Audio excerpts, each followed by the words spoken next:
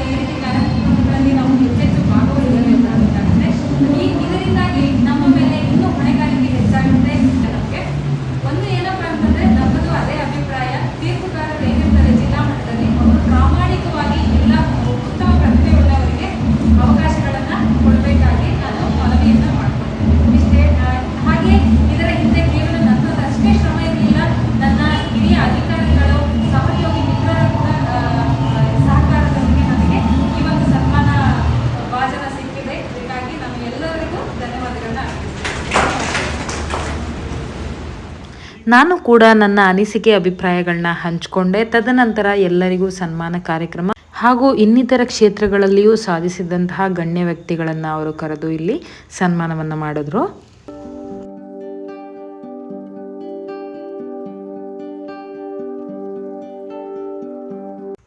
ಸನ್ಮಾನ ಕಾರ್ಯಕ್ರಮ ಮುಗಿಯುವಷ್ಟರಲ್ಲಾಗಲೇ ರಾತ್ರಿ ಆಗೋಗಿತ್ತು.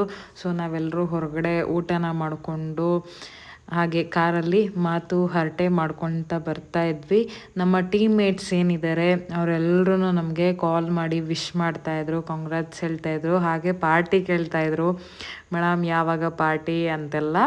ತುಂಬಾ ಖುಷಿ ಅನ್ನಿಸ್ತು ಈ ಒಂದು ಕಾರ್ಯಕ್ರಮವನ್ನು ಅಟೆಂಡ್ ಮಾಡಿ ಸನ್ಮಾನ ಕಾರ್ಯಕ್ರಮಕ್ಕೆ ಭಾಜನರಾಗಿದ್ದು. ಇದಾಗಿತ್ತು ನನ್ನ ಈ ಒಂದು ಸನ್ಮಾನ ಕಾರ್ಯಕ್ರಮದ ಬ್ಲಾಗ್. ಟೇಕ್ ಕೇರ್, ಬಾಯ್ ಬಾಯ್, ಗುಡ್ ಡೇ.